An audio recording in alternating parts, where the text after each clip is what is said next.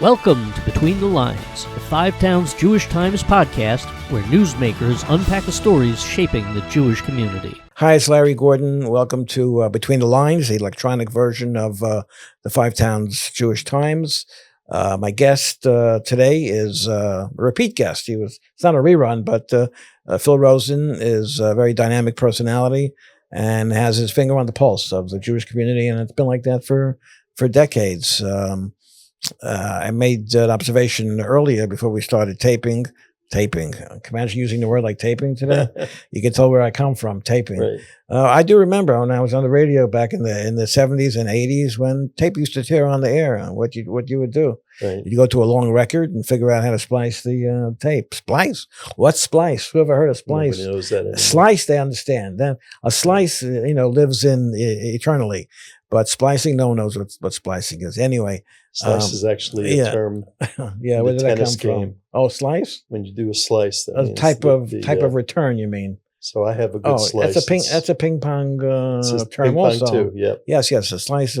But most of the time it refers goes the other way. Most of the time it's about pizza. I think, it's right? mostly Slice, about pizza. That's eternal. The slice of pizza. Anyway, I was telling Phil that.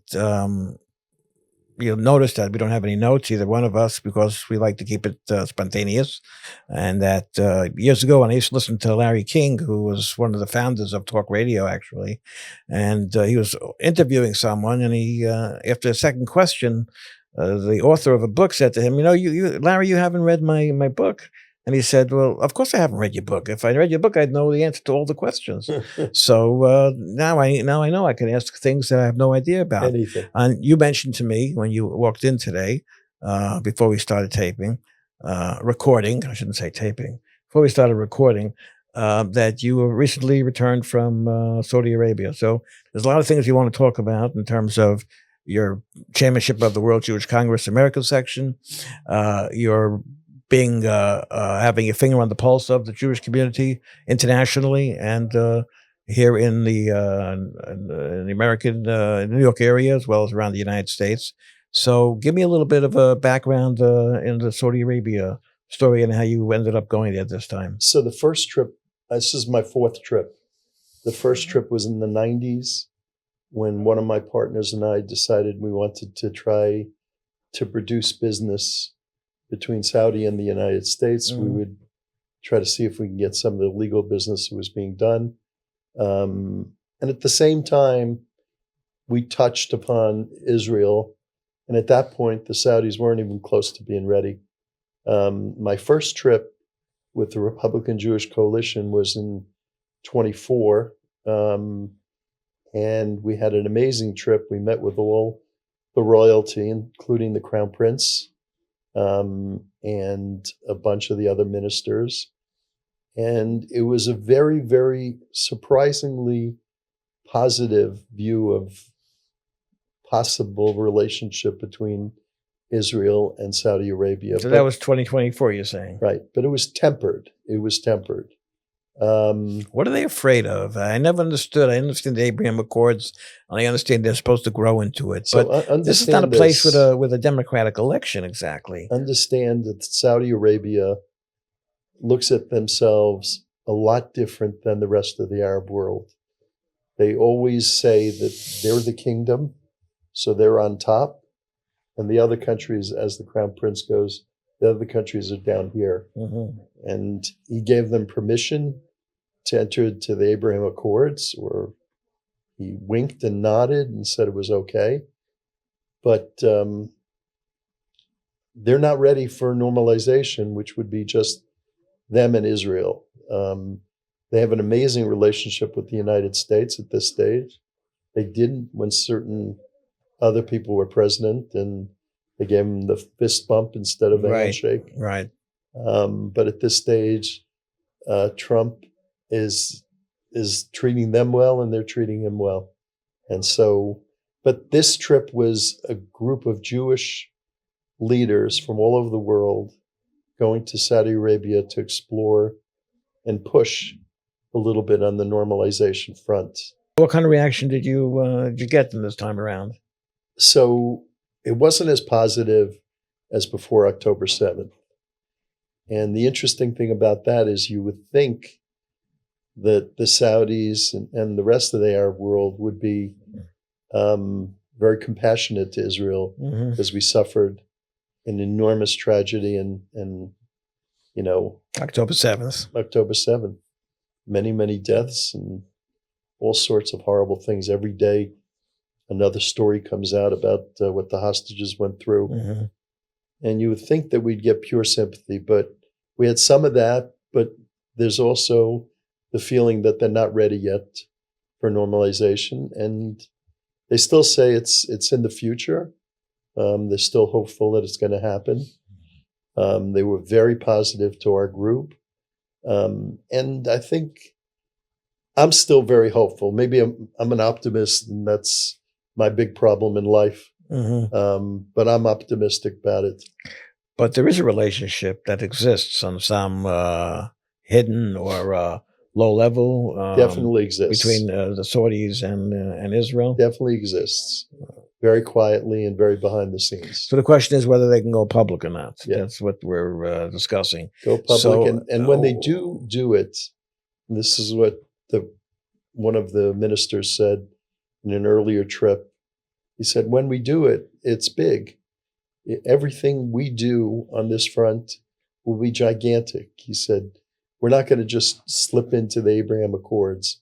We're going to have our own treaty, and it's going to be big. It's going to be big because it changes. Just think about this. You've been around a while. I've been around a while. Think about what changes exist for the state of Israel when Saudi Arabia is a partner of Israel, when the largest, most successful, Muslim country is a partner of Israel. That means the whole thing is different. And the thing that pressures and strains the relationship between the Arab world and Israel and Jews in general is really information and a perception of falsehood. People think that the Arabs are living in Israel under some kind of even AOC will tell you that about the genocide in Gaza and about it's an apartheid state, but none of that stuff is true. But none of it's true. Nobody on the Arab side ever speaks out in Israel's defense. At best, they remain quiet. Some do. The UAE has been speaking out regularly about that, and I think there'll be more and more. Listen, it makes sense for the Arab world to embrace Israel. Makes a lot of sense. Israel has dynamics that nobody else has in that side of the world. They have, besides the military, the technology that they've created. I mean, as I told you, I think once, that when the beepers, the Hezbollah beepers, as I call them, when they exploded, one of the ministers in the Saudi government called me up and left a message. Yeah. His message was holy blank. I'm not going to say what the blank is. Yeah. But that's it. Just that. Unbelievable. So they're very impressed with what Israel can do. Yeah. Well, and they need it. We know Israel is an impressive place in terms of the talent and the things that they'll be able to produce that the world is using. But what is a place? What holds back Saudi Arabia? Because they're not a democracy. They're a kingdom. They don't have to worry about the electorate. They don't have to worry about next year's election. What holds them back is this crown prince has been absolutely amazing in turning his country around from being a backwards monarchy to being a forward-thinking, unbelievably forward-thinking country. Well, women are allowed to drive now. Women can not just drive; they can sit in the government as ministers. Okay, they could do all sorts of things. They have to keep their hair covered in public. That's religious. That's not. That's not a government. That's not government. That's the religion. It's not Iran. And some places in Israel have similar. I understand that. As an observer of the news, even from the distance, maybe not so much from the distance, as an observer of the news, I get the impression it's not the people of Saudi Arabia that are holding them back. It is Turkey that's holding them back. It's Iran that's holding them back. It's hard. It's hard to say whose fault it is, but I think they're slowly moving in the right direction. Just sometimes faster and sometimes slower. I think October 7th has turned them on a slow course, but I think they'll turn it around and get moving quickly again some point soon. Okay, so let's just shift for a moment in another direction in terms of, President Trump just finished his first year in office recently, even though I always have to point out that these recordings stay on the internet forever. Right. So, someone could be seeing it after 3 years and wonder, what I'm talking about. But It's funny. I remember our friend Ben Brofman, yes, when talking to kids yeah, about the internet and about emails and everything, he always said that anything you write that goes on the internet stays there forever. So if you think that when you apply for jobs, people aren't going to look back and see what you wrote in your high school emails, you're wrong. well, I don't want to digress too much, but one of my favorite stories of the last 26 years since the Five Towns Jewish Times has been publishing is a woman called me. Sent me a picture of her and her husband and a baby at the bris. And they asked us to run it because they wanted, everyone Right. to wish them mazel tov. It was a very beautiful thing. Then about 2 years later, she called me and said that she has a problem. She's going back to work and she got an interview at a law firm and she told them she has no children. So could I manage to get that page You edit off the that internet? page. That's I funny. mean, you could take it. I'm sure if they did a deep dive, they could find it. We'll But find it. on a superficial level, we were able to take that page out for her.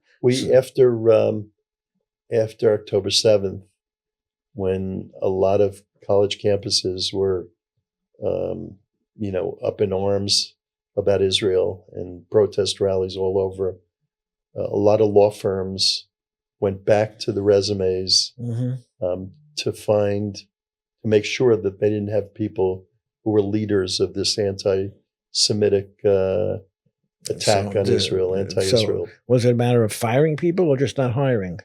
Mostly just not hiring, but there were a couple of stories of people that got fired.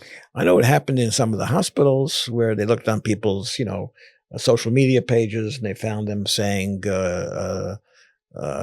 condescending and critical things and really hateful things about Israel. And people lost jobs. Doctors lost jobs in hospitals. That's what Ben's point taken to the next level is that you don't lose what's in your record. So that's right. It follows you wherever you go. Yep. But the point I was trying to get to is that we just finished the first Trump year of his second term. And the way people talking about it, you would think, even though he has 3 years to go, you would think that it's over. The term is over, and we have to worry about who the next leader is going to be. People are concerned because the midterm elections are coming later this year. And they're concerned that if it doesn't go in the right direction, then Trump is at a stalemate for the next couple of years. That's where the term actually ends. If he doesn't have a majority in the House? At least one of the two legislators. Well, it seems that they're going to keep the majority in the Senate. They will. What I've read, so they're not. And I have a feeling the Democrats, they may have learned their lesson about impeachment last time because it didn't help them. It didn't work in their favor. Right. But I'm in that school of thought of what's going to happen in the future, beyond 2026, and there seems to be a shifting, between people's favorites, between J.D. Vance, who's the vice president now, and Marco Rubio, who's the Secretary of State. I know you were a supporter of Marco Rubio going back 10 years. I still am. All right, so how are they going to... I was chairman of his campaign. So how are they going to, without playing three-card Monte, how are they going to move it around so that the vice president is not the natural next candidate? Other people know better than I do how they're going to do that, but I know my goal is to have Marco as the candidate. Is it discussed anywhere in any circles? Definitely is discussed. Are they gonna have a primary? No, I think as we get closer to the election, Trump will make up his mind and probably come out with a favorite. Right now, if you listen to his press conferences, and I try not to miss one of them, You hear Rubio's or Trump's? Trump's. Mhm. You hear almost every press conference, Rubio's sitting right next to him, Yes. and he always says something nice about Rubio. Mm-hmm. One time he said he was the best Secretary of State in history. He said, Marco is my partner in everything I do. Those are good comments. I don't hear that about Vance. I hear that about Rubio. All right, but so how does the situation get handled? Don't know. You know, it's very Don't difficult. know. That's there tough. will be primaries. There are other Republicans that want to run in 2028. There will be primaries. Ted Cruz wants to run for sure. There will be primaries, You know, but it depends. Pete Hegseth might run. I doubt that. Too young. And I think he's too much baggage. he's gonna do whatever Trump says he should do. So I think it'll be interesting as we go forward. I love hearing Trump talk nicely about Rubio. I love hearing Rubio, what he has to say. Did you hear his speech at the Munich Security Conference on I saw parts Friday? of it. I saw parts Unbelievable. of it. Yes. Unbelievable. He's well prepared. He's such a dynamic leader. Yes. Of the American people. You know, he basically walked in to a conference that everyone thought was going to be a boo type of conference, that he was going to get harassed. Mm-hmm. And he walked in and he put out his arms to the European colleagues.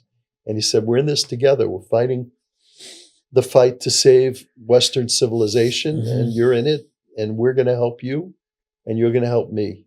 And he got a standing ovation at the Munich Security Conference, where everyone thought he was going to get booed. So I think it's pretty impressive. Yeah, I think he projects more of a presidential image than Vance. And Vance is very, very young. Vance is young. And I think, but you can't skip over a vice president in favor of Secretary of State, although Trump does a lot of unprecedented things. This could be this could just be another one. We'll see. Who are some of the other possible favorites? You going definitely into mentioned it right. I think Ted Cruz is a possibility. Wants to be president badly. I wonder about the governor of Florida, DeSantis, whether he's thinking about. Is he finished in Florida now? He's term limited out. Term limited out. So now he has nothing. He doesn't have a job. Greg Abbott, Texas, also is a possibility. And what about on the Democrat side? Where are they? Is it really true that all they have is Kamala Harris and Gavin Newsom? Gavin Newsom. I mean, they have Shapiro, but they've that's knocked interesting. him out. That's a great subject. They've knocked Josh him out. Shapiro. Is he going to be out? Not considered? They've given him. They've beaten him up. I think by not choosing him to be the vice president. He's damaged goods, you think? He's damaged goods for them. Okay, but you're an American Jewish leader for decades. Josh Shapiro is a traditional Jew governor of Keystone State. I'm to the extent that I'm positive on any Democrats, I'm positive on Josh Shapiro. But he is, if what was written in the Kamala Harris book is true, that the questions he was asked, and do you ever foresee the possibility of having a Jewish president or vice president who's not going to be suspected of having an allegiance to Israel? Well, the amazing thing is that when my good friend, sadly not with us anymore, when Joe Lieberman ran for vice president, I think that, the world, and especially the Democratic Party, were very positive in his direction. And, it's shocking that we can't get there again. You think it could happen again? I don't think so. I think Shapiro was a good shot. Shapiro was a good shot. But when you see who she picked instead of Shapiro, it just what she compromised, or the people around her, what they thought was a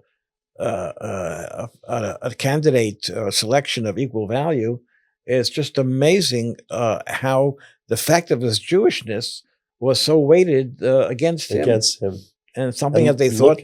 Look at this guy from Minnesota that they picked as their vice presidential candidate, and look at all the stuff that's coming out about the state of Minnesota and the the cheating and the fraud that's going on in that state, Mhm. which he's in charge of. So Well, he announced that he's not running again. So right. He that's announced out. that because he saw Uh, where the polls were going. but it seems that in the olden days, when before Trump became a candidate for the second time around, he was brought up in charges by district attorneys and attorney generals from about a dozen states around the Right, country. right. Where is the charges being brought by Republican attorney generals from around the country against Vice President Harris or against the Attorney General in Minnesota, Keith Ellison? You're going to see it. You're going to see it. Too slow. It happens It's way too slow. It should have gone quicker. We have a lot of faith in Kash Patel and Pam Bondi. Right. Good people, aggressive, smart. I've met with Pam Bondi. She's very, very impressive. She's a ball of fire, and she does a great job, I think. She's got people working for her that are terrific. And I think that's, in my mind, you don't look only at the top person.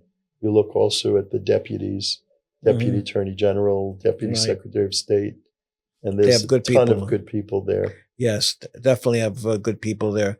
So, I mean, the Jewish community in the United States is, I'm not going to say they've taken giant steps backwards, but we've been like bullied. So Jewish Larry, community has been bullied by a lot of the Larry, country. you know that I have an article coming out in your paper this week. Well, by the time this is seen, it'll be out already. Okay. Where I discuss the attitude of Jewish leaders and Jewish communities. Right. I look at it like pre 48 Israel. You had two separate forces at work. You had the Ben Gurion Palmach people who wanted to reach a peaceful resolution with the British so that they can live in peace with the Arabs and the British and Israel. And then you had the Begin forces that said they'll never reach peace with us. If they reach a peace, it'll be the Arabs taking the whole thing and the British will help them. And so those two forces were against each other. They collided. And, some people say that you needed both of them to establish a state. Other people say that the Begin forces were the ones that cleared the way so that a state could be established. All right. So, during his campaign, the first time around and the second time around, Donald Trump said that if you're Jewish and you don't vote for him, you have to have your head examined. I think that's a direct quote, I think. That is. And I heard that and I agreed with him, but at the same time, I also understand that he doesn't, I have a sense that he doesn't understand the dynamics of the Jewish community. I mean, maybe you've served on boards where there was a huge cross section of opinion when it comes to Israel and Jews. And how do you reconcile that stuff? Maybe that needs to change. Maybe what we're looking at is a point in time when the attitude of Jewish leaders needs to be evolved. The Jewish leaders need to fight back against the people who hate us. They need to do more than just talk. I think I listened to a lot of speeches at the Republican Jewish Coalition meetings a few months ago. And two speeches stood out in my mind. One is Mark Levin. And the second one was, I don't know if it was there or it was somewhere else, but Ben Shapiro. And the two of them, the same dynamic, which is stop talking, let's fight. So we fight by using our political power. We fight by using the muscle that we have in whatever way we can, but we fight. And that's something, Zev Jabotinsky went to Europe right before World War II, and he told everybody that you need to leave and you need to fight. And people just didn't listen to him. I'm going to scream like Zev Jabotinsky did that we need to fight. And that means, Jewish leaders. That means the Jewish community as a whole. needs to fight. But you look We need to fight Tucker Carlson. When we'll get to that in a second, but when Trump was shot in Butler, Pennsylvania, and he got up saying "fight, fight, fight," he was shot in the air, and his life was saved by a hairbreadth. But he was criticized for saying the word "fight." Is he calling for violence? It's almost like you're not allowed to say the word "fight" if you're a Republican or if you're on the right somehow. Fight is also with your voice, but it's also direct confrontation. That's the issue that I see as a problem with the Jewish leadership and Jewish community. We don't confront. But those Jewish leaders are not going to change. They're going to have to grow older and retire, and a younger generation is going to have to come into place. If you think the thinking is going to change, you just can't turn a dial and change that thinking. Not just the young generation; it's also the older generation who have younger thoughts and ideas. That's okay. Really so that's where you come into the picture at the World Jewish Congress. Exactly. Okay. So you're appointed or elected, however that works, as the chairman of the World Jewish Congress, the American section. And let me tell you what our goals are. What's the World Jewish Congress going to do? Educate us. So we're going to fight. We're going to confront. We're going to go to battle to protect Jewish lives, to fight against anti-Semitism. We're going around the world to every single capital where there are Jews and talking to them about what they should be doing to protect the Jewish community. So I'm going to Canada, I'm going to England, I'm going to France, I'm going to literally every country. I went to Germany already. What's the plan? Who are you meeting with? Rabbis, political leaders, elected officials? Elected officials. The main elected, whether it's prime minister or under prime minister, but not Jews necessarily. No, don't meet with Jews. And what's the gist of the communication? I have a list for each country of demands that what they need to do to straighten out the anti-Semitism that exists in their country.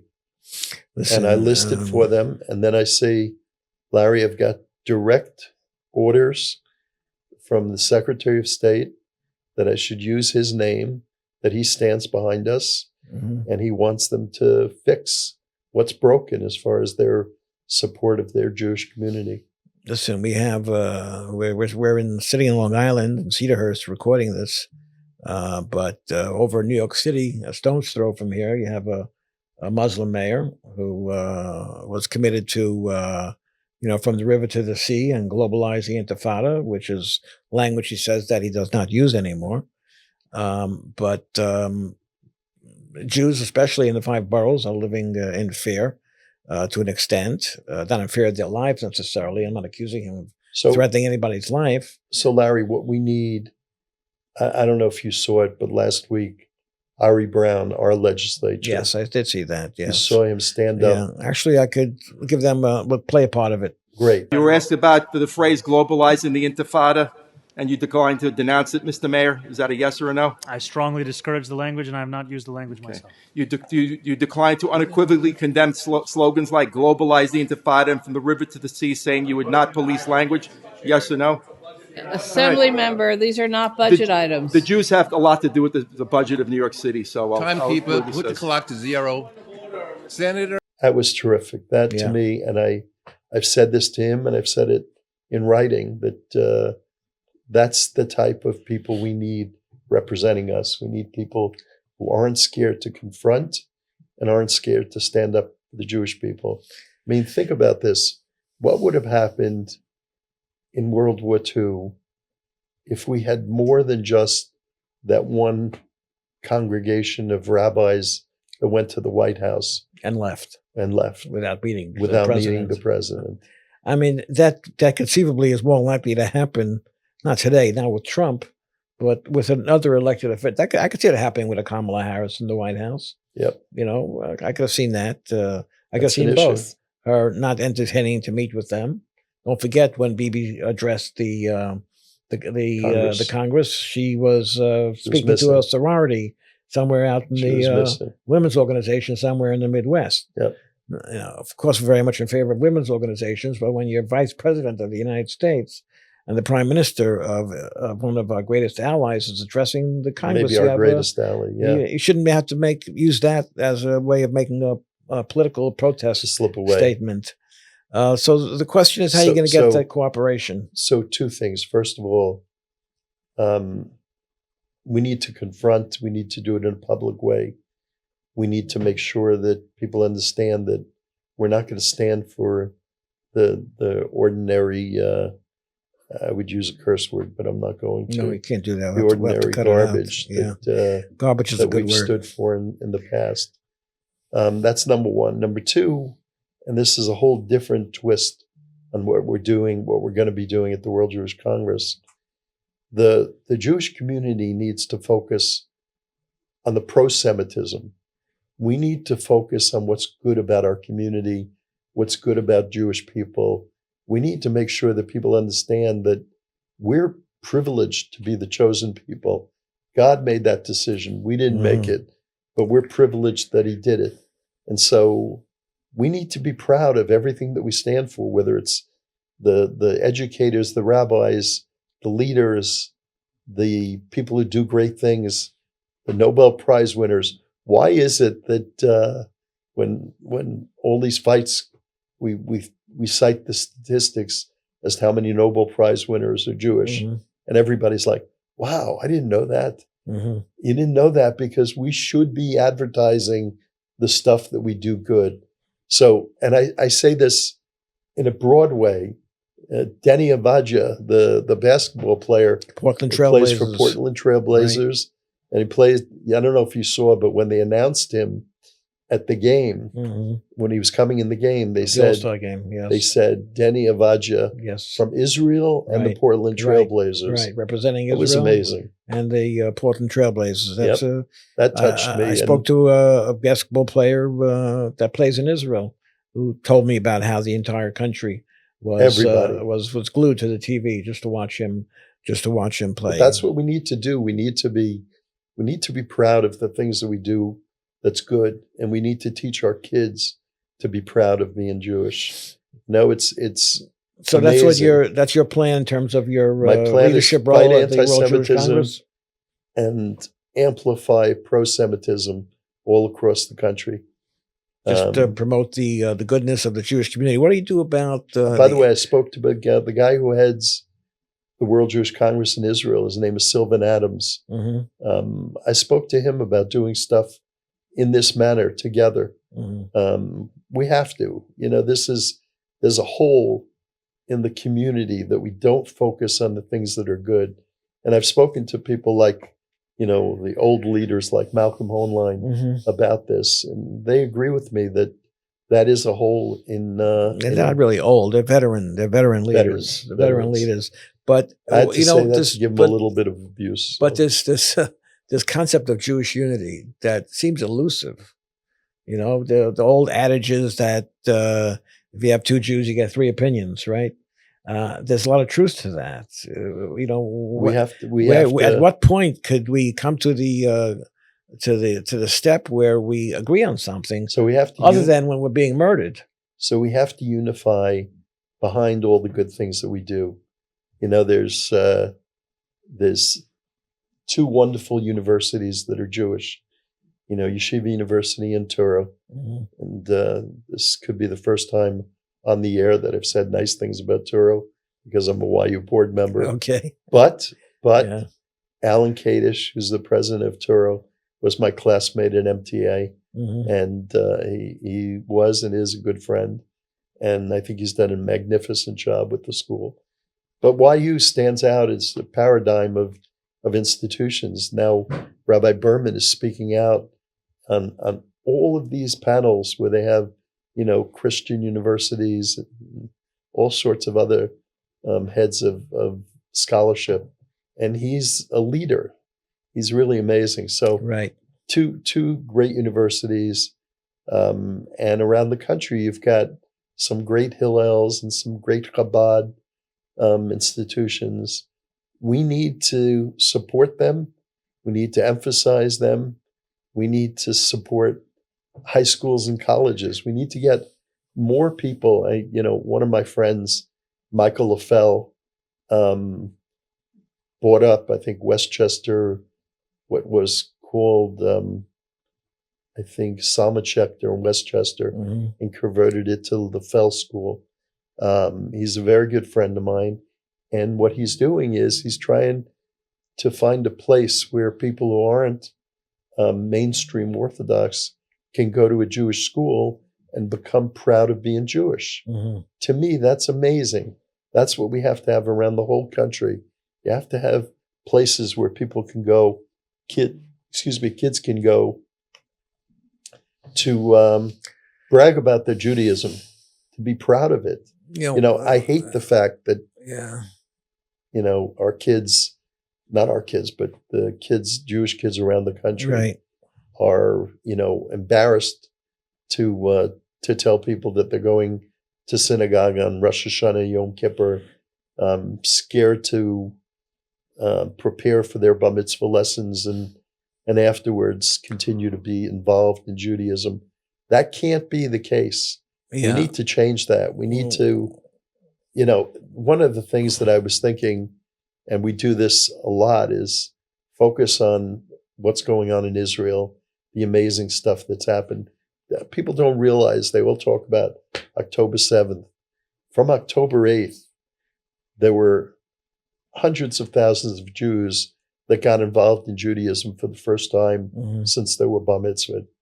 And part of that is they realize that the risk to them is the same as the risk that to Israel. So that's one part. The other part is there's a lot to be proud of. As I told you, when the beepers went off, the Saudi minister, they were impressed. Was impressed, but more than that, go beyond that. When they bombed the Iranian facilities and took out the Iranian Air Force and did all sorts of amazing things in 12 days, all the leaders from around the world. One of the institutions I sit on the board of is called JINSA, the Jewish Institute for National Security Affairs. And we meet with generals all the time, U.S. generals and Israeli generals. And the U.S. generals, who were generally very, very arrogant about the U.S. Air Force, Army, etc., they were so impressed with what Israel did during that war against Iran, the 12-day war. We always have days war. No, 6 days. 6 days. Some of them slept on a little bit too long. So this they were so impressed. They said they've never seen anything like it. They've never seen anything like it. I feel these are important things that need to get done, and hopefully, with you at the helm of the WJC, you'll get them done. And it's a big job to unify the Jewish people. Not even on a minimal level, just such differences between us, but we have to find some kind of we have to unify and unite behind the great things that exist in the Jewish community. I think about the street protests that took place before October 7th, and how once it became clear what happened on October 7th and how many people were murdered and the atrocities that took place and the kidnappings and the hostage taking, how those street protests just instantly ended. But we need to achieve that without having to endure that kind of pain and suffering. I agree. I think, the other part of the equation is there's some amazing young people who've stepped up to lead, whether it's through Instagram or Facebook or whatever it is, but they come up, they give speeches, they appear before large Jewish audiences. People like Liz Savetsky and Ari Ackerman have done amazing stuff. Shabbos Kestenbaum. Shabbos Kestenbaum, exactly right. He did. I heard him today on the radio. He really very, very sharp, very comprehensive in their remarks. They don't leave anything out. But they show, in part, what's amazing about the Jewish community. And, if I turn on the radio or turn on Instagram or Facebook and I listen. So today I listened to Ari Berman talking before Mhm. the faith committee in the White House.